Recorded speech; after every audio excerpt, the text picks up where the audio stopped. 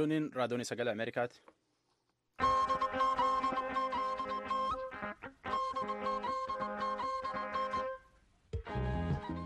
Sagantaa raadiyoon sagalee Ameerikaa wixataa haga jimaataatti galgala sa'aatii 2 akka haga sa'aatii 3 meetirabaandii 1925 fi 31 irratti Waashingtan DC irraa sanii dabarsinu karra kun ammaantan jalqabna.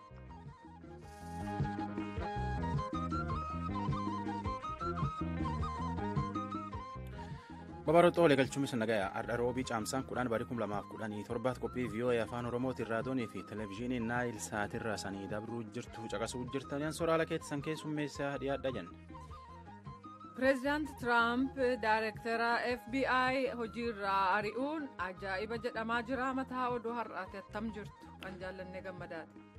Pireezidaanti Tiraamp tana tolchuun ammoo waan itti deemaa beekaa fi tana tolchika jedhullee num jira. Ministeerri Haajaa Alaa Ameerikaa Rex Tillersonii fi Raashiyaa Waashingtan DC dhufanii wal mari'atan. Pireezidaantiin Faransaay haaraa dhiyootan filame ka paartii siyaasaallee keessa hin jirre kunin fakkeenya bulchoota siyaasaa keessa hin jirre ka filatamaniiti Afrikaaf addunyaan bulchoota akkana tanirra maan eegatte.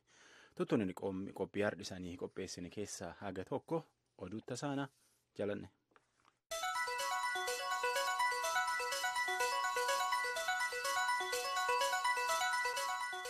Siyaasa naannoo Waashingtan haala ajaa'ibsiiseen pireezidaantii Yuunaayitid Isteetsi Doonaald Tiraamp daayireektara waajjira qorannoo federaalaa Jeems Koomee kaleessa aangoorraa ari'aniiru. Gabaasa ergame soraat dubbisa. Kaan pireezidaanti Tiraamp waan itti deemaa dhoffachuu fi daayireektara FBI kana hojiirra gussaa jedha. Kaan ammoo daayireektarii kun hojjatetti akka Hilarii Kilinton filannoo pireezidaantummaa Ameerikaa jiddu tolchee jedha.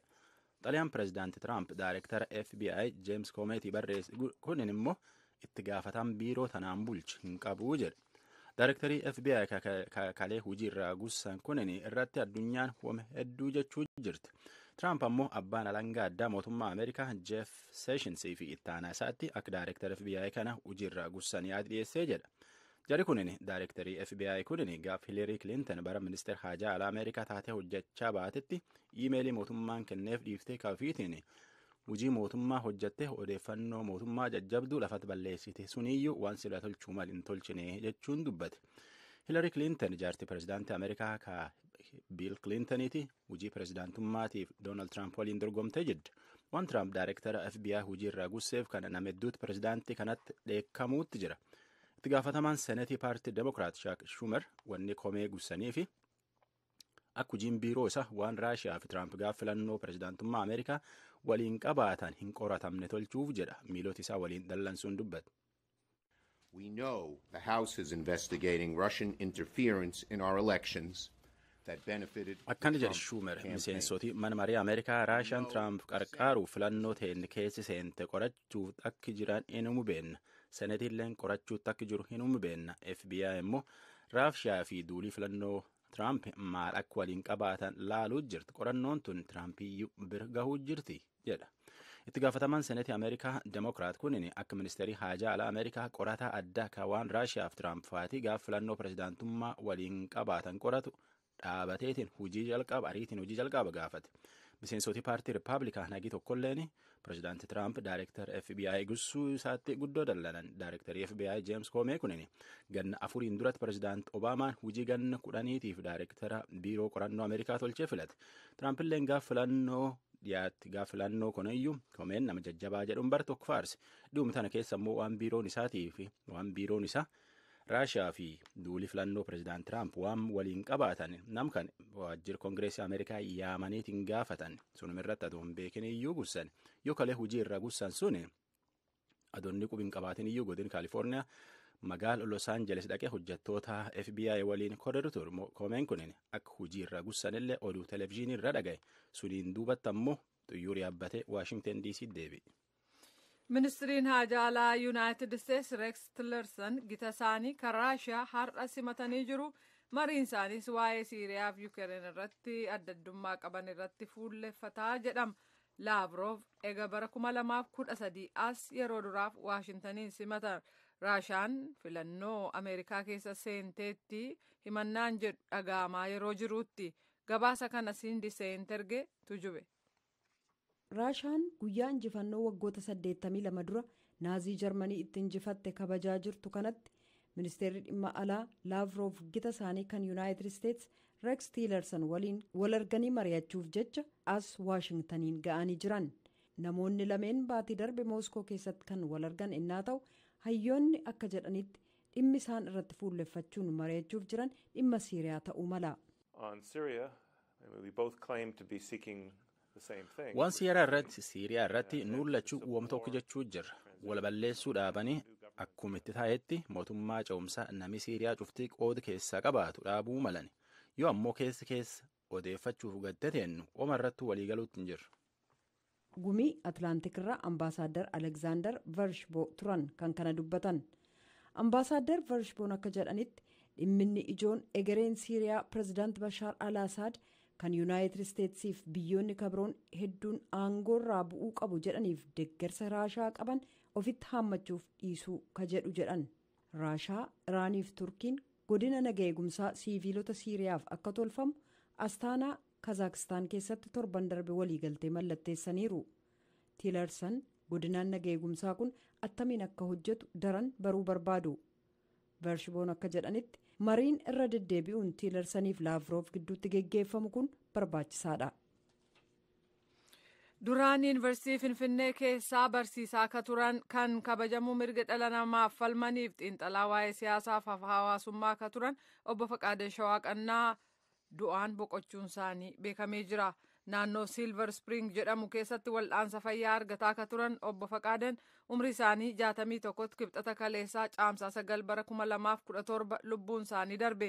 waggootii darban 24f lammiiwwan Itoophiyaa Waashintan DC'f naannoo ishee jiran sochii mormii gaggeessaa turan keessatti bal'inaan ka beekaman obbo Faqaadeen qeeqa siyaasaaf hawaasaa barreeffamaan akkasumas sabaa himaa irratti dhiyeessuun beekamu.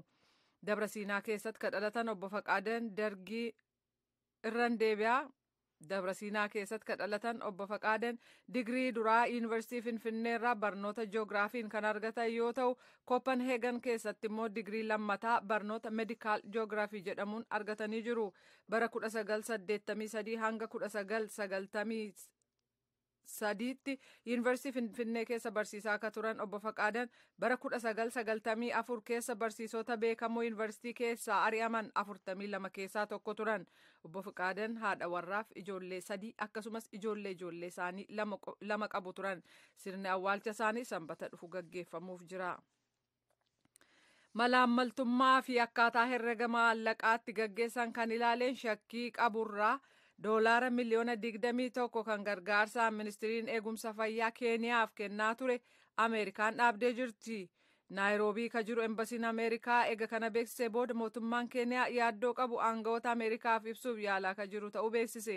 dubbii himaan mootummaa keeniyaa akka jedhanitti sababaa kanaan tajaajilli eegumsa fayyaa addaan citu hin jiru jechuun uummata biyya isaanii beeksaniiru. gargaarsa ameerikaa dhaabbachuurraa kan ka'e bajata keenyaa fi iddootti qaawwaan uumame guutuuf humna qabnaa jedhu.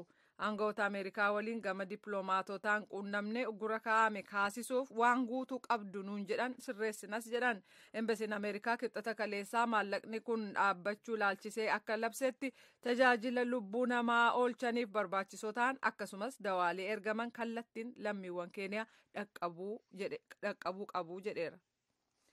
riippaabilikii afrikaa waaltaa keessatti kan imala naga eegumsaa irratti bobba'an keessaa 4 ajjeefamuu barreessaa dureen tokkummaa mootummoota antooniyoo guutarrees balaaleffatanii jiru.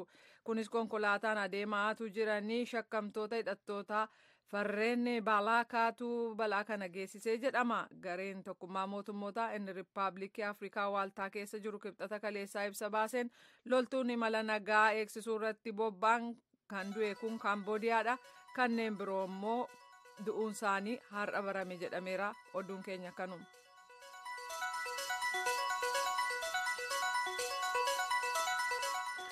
tamsaqasuu jirtan tun raadiyoonii VOA sagantaa afaan Oromooti.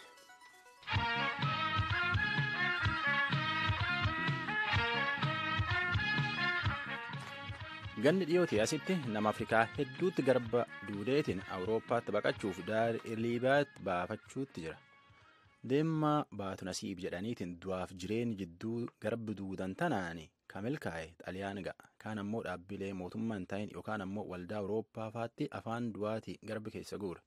Xaaliyaanii ammoo biyyoota gammoojjii Afrikaatii gad jiranii ufitti baqachuuf keessumayyuu namachi ufitti baqata dhowwuu jirti malachuu jirtillee oduu Jeffrey Yang gamgamaa walti guureetiin nu erga jira tujube. Koolugaltoonni kun Eertiraa, Giinii, Senegaal, Maalii, Naayijeeriyaa fi biyyooti uffee Saharaa gad jiran irraa ka'uudhaan gara andaara galaana Meeditiraaniyaan ka dugdee Liibiyaa jiruutti imalu. Achiis haalawwan suukanneessaatu isaan mudata. Doonii namoonni irratti heddummaatan irratti fe'amanii namoota isaan baraaran eeggatu. Kanneen lubbuun ooluuf carraa argatan immoo Awurooppaa keessaa jireenya haaraa jalqabuuf hawwu. Jaarmiyaan baqattoota akka tokkummaa mootummoota akka jedhetti bara 2016 keessa namoota 180,080 ol hedduun isaanii Liibiyaa irraa ta'antu galaanaan liqinfamuurraa oolanii gara Xaaliyaanitti geessaman. Galaanarraa kan isaan baraaranis maqaa Soofiyaa jedhamuun kan waamamu gamtaa Awurooppaarraa hojii koolugaltoota baraaruu irratti kanneen bobba'aniif dhaabolee kan mootummaa hin ta'ini. Walakkeessa baatee eebila bara 2017tti namootatti dabalaa 27,000 ta'antu gamas seenan. Haa ta'u malee baatii guraandhalaa keessa gamtaan Awurooppaa mootummaan Liibiyaa hojii nagaa eegumsa andaara galaanaa akka cimsu gochuuf doolaara miliyoona 200 kenneefii jira. Akeekisaas namoonni garba Meeditiraaniyaan akka hin qaxxaamurre ittisuuf jecha.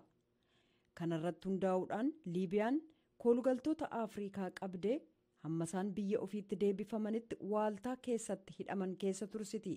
Gaazexaan Washington Post sochii Xaaliyaaniin goote kan akka inni ibsetti danqaa koolugaltoonni biyya ishee akka hin seenne gochuutii ittiin jedheera. UNHCR'tti bakka bu'aan Afrikaa kaabaa William Spindler ilaalcha dhaabbatichaa akkas jechuun ibsan. Rakkoon adeemsa kanaa uummataaf filannoo hin kennine. Namoonni kun maal gochuu danda'u? Kaan isaanii sababaa dhiittaa mirga dhala namaa dararaaf kaanis immoo ni ajjeefamna sodaa jedhuun biyyarraa dhufanitti deebi'uu hin danda'an. Kanneen aangawoota Liibiyaan to'annaa jala oolaniif haalli isaa hamaa ta'uu mala. Kanneen akkuma ta'etti hidhaa sana jalaa miliqanii garba Meeditiraaniyaan irraa baraaraman haala isaan quunname hoogganaan garee doktoroota daangaa nunuggurree Maark Laayerar ibsanii jiran.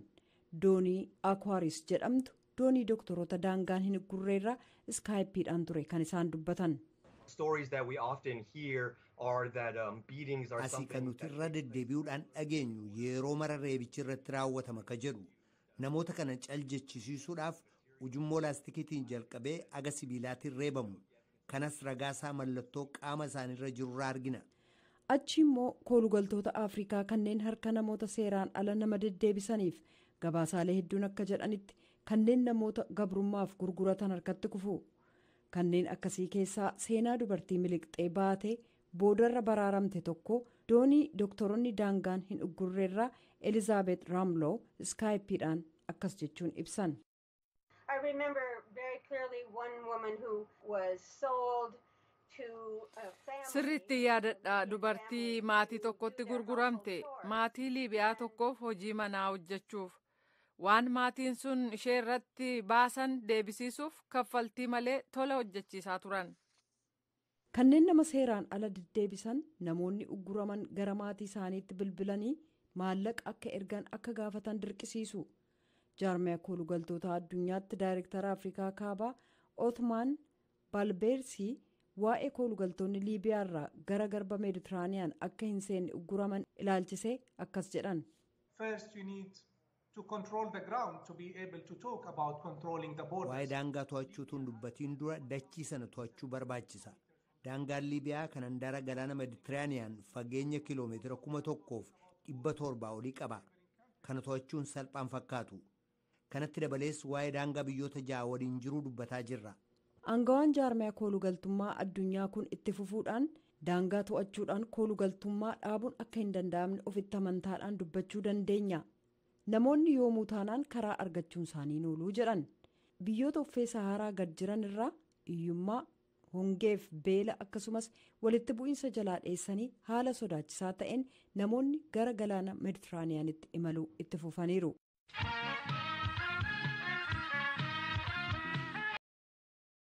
Isa baladhinne naan taa'amcha qasuu jirtantu raadiyoon VOA sagantaa afaan Oromooti.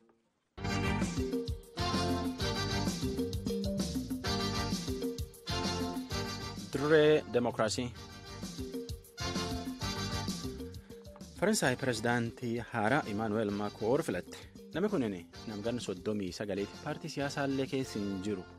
Dhiyoomtaan mul'atellee gannuun xiqqaa keessatti.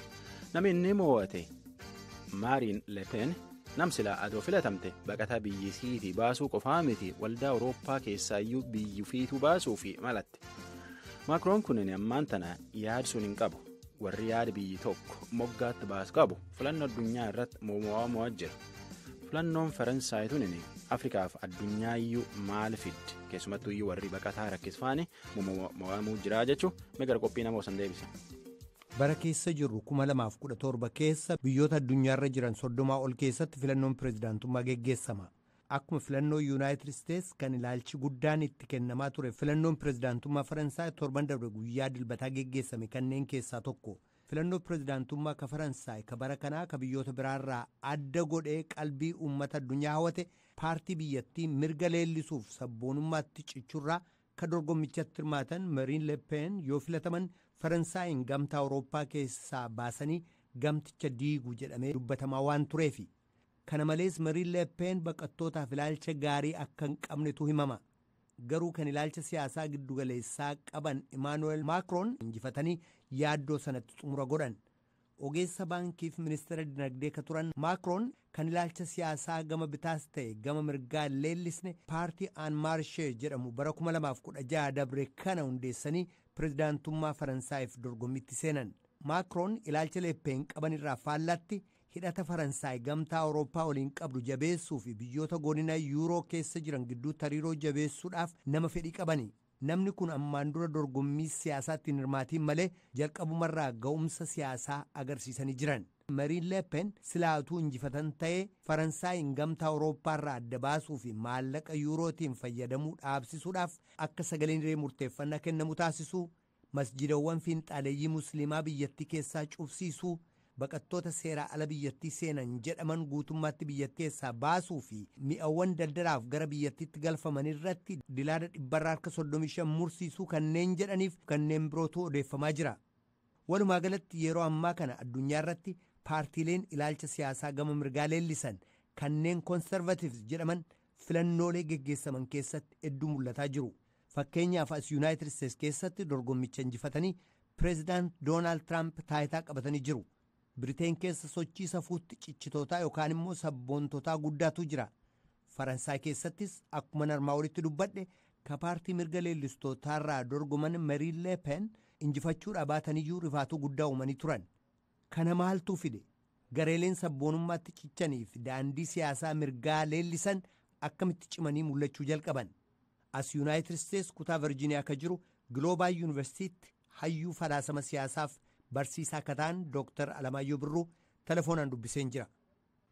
Akkuma beeknu edda waraansi qabbanaan ni jedhamu Cold War jedhamu edda dhaabbateetti jalqabe ideoloojii jechuu dandeenya amma yeroo ammaa kanatti Globalism kan jedhamu yookiin immoo addunyoomsuu yaada addunyoomsuu addunyaan addunyoomsuutu bal'atee jira. Addunyoomsuun kun egaa maali'a komunizimiin edda badee mo'amee edda jedhameeti booda dinagdee bifa tokko qabu dinagdee kaapitaalizimiyaan oofamu addunyaa keessatti guddisuu dagaagsuu dimokiraasii biyya hundumaa keessatti akka inni biqilee guddatu gochuu mootummoonni warra dimokiraasii buluun kun immoo waliin hojjetanii waliin guddachuu waliin bushuu kan jedhamu gara tokkummaa sanatti kan adeemsisu waan kana ijaaruu yaalamaa ture yeroo sanaatti jalqabe.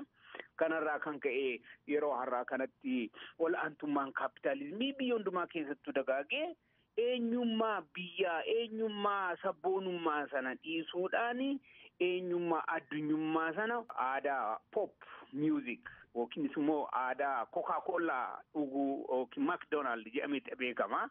Kana keessatti egaa olaantummaa Ameerikaatu calaqqisee jira addunyoomsuu kana keessatti. Egaa kanaanitu jiruuti immoo addunyoomsuun kuni bifaan biraas immoo horate. Isaan kaanis kana keessatti carraa guddachuuf ol ba'uu argataniiti warra akka Brexit jedhamanii warra akka Biraazil faa, Raashaa faa, Chaayinaa faa kana keessatti guddatanii dinagdee isaanii dagaagsuu danda'anii jecha. Inni kun egaa amma ta'e tokko warra weestii kana keessatti ekonomii irratti waan fide qaba. Keessumaa edda ekonomii kiraayisiin Ameerikaa 2007-8 edda ga'eetii jalqabee biyya keessatti hojii dhabuu ekonomiin kufuu fideera. Kanarraa kan ka'es immoo globalizimiin kun biyya addunyaa hundumaatti dimokiraasiin facaasa jechuudhaani harka isaa keessa gashee waraansa adda addaa oofeera. Akka Iraaq, Afgaanistaan, Siiriyaa, Liibiyaa kana keessatti warri weestii kun dimokiraasii bal'isuudhaaf isa jedhuudhaan keessa galanii waraansa kana oofaniiru. Achirraa teega gaafa waraansi kun hammaachaa adeemu baqattoonni biyya sanaatii gara weestiitti miliyooni'aan dhangala'uun isaanii uummata kun akka inni kanaan liqimsamu gochaa dhufe. Namni kana ekonomiin kufaatii isaallee kana duukaa waliin qabsiisee ilaalutti ka'e. Kanarraa kan ka'e globalizimii irraa gara ofitti deebuutti akka adeemu godheera jedheen an hubadha. Kanarraa kan maddu anatti fakkaata. Isaanuma biyyootuma gama lixaarraa yaadawwan biyyoota biroo wajjin walitti dhufanii yaada addunyaa babal'isuu sana keessatti immoo eenyummaa isaanii mul'isuutti yeroo deemaa jiran kanatti yeroo biyyoota hin guddatiin irraa dinagdeen adda addaa babal'ataa guddataa dhufe biyya isaanii keessatti mul'achuu jalqabu immoo sana ofirraa deebisuutti garagalanii jechuudha akka manaa ibsitanitti. Akkasidha. Waan ofii biyya diidaatti facaasan sanatu deebi'etti galagale jechaani waraansa biyyoota xixiqqaa keessatti oofame baqattoota akka biyya kanatti dhufan godhe. Mootummaan tokko immoo globalizimii kanatti liqimsamnu jedhee kan faccise achirraati kan ka'e immoo warra baqattoota kana duukaa teerorizimiin biyyoota warra weestii kanatti shororkeessaan akka malee guguddachaa dhufe akka biyya Faransaayitti argine akka Ameerikaatti argine biyyoota baay'eetti argamaa dhufe irraa kan ka'e shororkeessaan akka maleetti guddate. Kana qofaa miti hojii dhabuun unemployment ratein akka malee guddate kiraayisiin ekonomii guddatu. Kuni globalizimii irraa addunyoomsuu irraa kan nutti dhufedha jedhaurraa deebanii hubachuu irraa kan madde'aa jedhanii an fudhadha.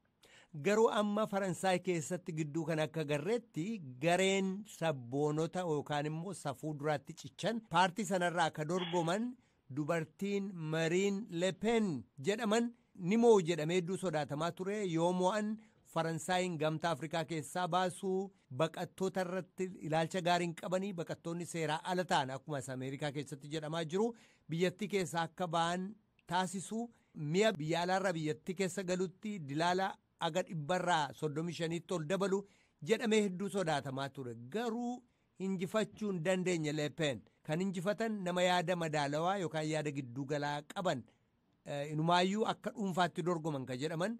Ka bara dabre siyaasa keessa seenan nama Emmanuel Macron jedhamani akkamitti safuutti cichitoonni kun injifannoo argachuu dadhaban.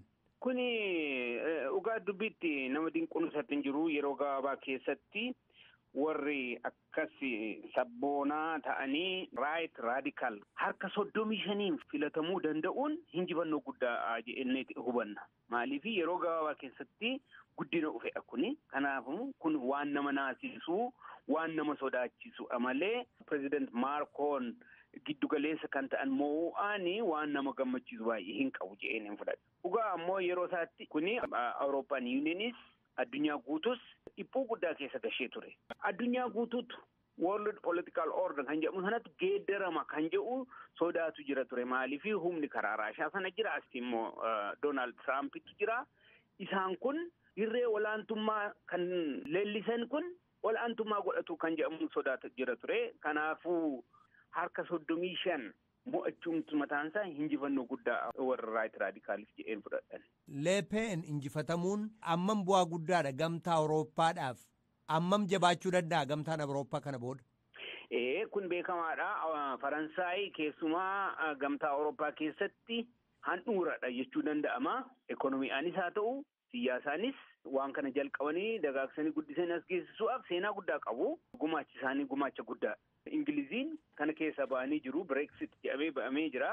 Great Britain keessaa baateetti inni sun mataansaa madaa guddaa uumeera. Kan keessa dandamatee kan hin baane tokko ta'ee jira. Kanarratti Faransaayitu ba'eera ta'ee hammeenyi isaa Awurooppaa qofaaf hin ta'in addunyaadhaafuu baay'ee balaa ture jedheen fudhadha. Mee as keessatti qoodaa Raashaa ilaallu. Raashaan yeroo dabre yeroo United States keessatti filannoon geggeeffame akka harka keessa galfattee dhagaamaa jira. Donald Trump injifatan dhiibbaa gootetti ka jedhudha. Ammallee dubbiinsaa xumura hin arganne falmii guddaatu jira. Akkasuma Faransaay keessaarree harka qabdi jedhamaa jira. Yeroo dhaabbii Raashiyaa kana ilaalu Raashiyaan ammaa kaadeggeraa jirtu akka warri safuutti cichan warri sabboontotaa warri biyya keenya jedhan gootota biyyaa warri jedhaman akka injifatan waan barbaaddu fakkaata. Pireezidaant Puutin kanaaf waan humna isaanii bobbaasanii jiran fakkaata. Raashiyaan maaliif warra sabboontotaarraa fedhii qabaata? Dimookiraasiitu farra Raashiyaadha. Kanaafidhaan kun ta'uu maaliifi akkuma beeknu Raashiyaan Yuukireen keessa waraansa galuurraa kan ka'e warra Weestii irratti tumatanii ekonomii keessaas haa ta'u maal keessaa baasanii jiru. Inni kun isaaniif hamaadha. Ammaa fi kanaaf warra Weestii jedhaman kana poolitikaan facaasu yaada adda addaa akka isaan godhatan. Sana keessatti immoo Raashiyaa humneessuu humna akka inni godhatu gochuudha. Poolitikaan Raashiyaa yeroo ammaa kanatti. Warri sabboonaa hootuu dhalataniis balaa hambiraa fidanii dhufuu danda'u. Ammatti garuu addaan facaasuun sun Raashiyaan amma ta'e humna tokkootiin akka isheen fudhatama argattu waan godhuufidha. Iddoo hundumaa keessatti harka isaanii gashanii dimookiraasii lolaa jiru jechuudha. Dooktara Alamaayyoo kun biyyoota Afrikaaf maal jechuudha? Waan amma addunyaarra deemaa jiru kun gara kamitti deemaa jira? Maal jechuudha? Karaa tokko warri humnoonni gurguddaan kun rakkoo mataa isaaniitti qaamanii warra hiyyeessaa kana nagaadhaan qofaatti dhiisuu danda'anii carraa tokko ta'uu danda'a. Humna of keessaa qabaniitiin akka isaan gar tokkotti guddatan gar tokkotti citaniif isaan gargaaruu hin mala. Garuu immoo karaa biraa immoo hariiroon jiru waan cituu danda'u miti. Kanarraa kan ka'e humnoon mootummaan akka Donald Trump kun warri karaa mirga adeeman kun humna guddaa godhatanii dimookiraasiin amma ta'e tokko biqiluudhaaf yaalurre biyya hiyyeessaatti akka hin biqille waan godhuufi abbaa hirrummaa hin dagaagsaa kan jedhu sodaan jiru. As Virgiiniyaa kan jiru Global Universitytti ayyuu barsiisaa falaasamaa Dooktar Alamaayyoo Birruu ibsanaa kennitaniif guddaan sin galatoomsadha. Isin illee galatooma.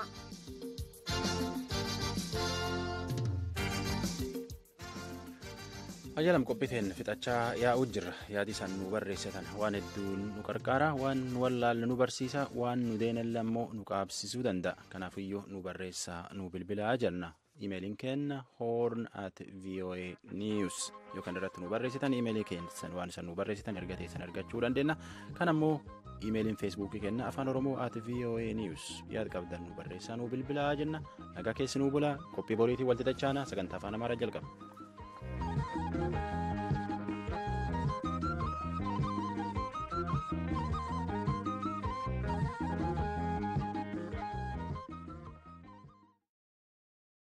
The Voice of America.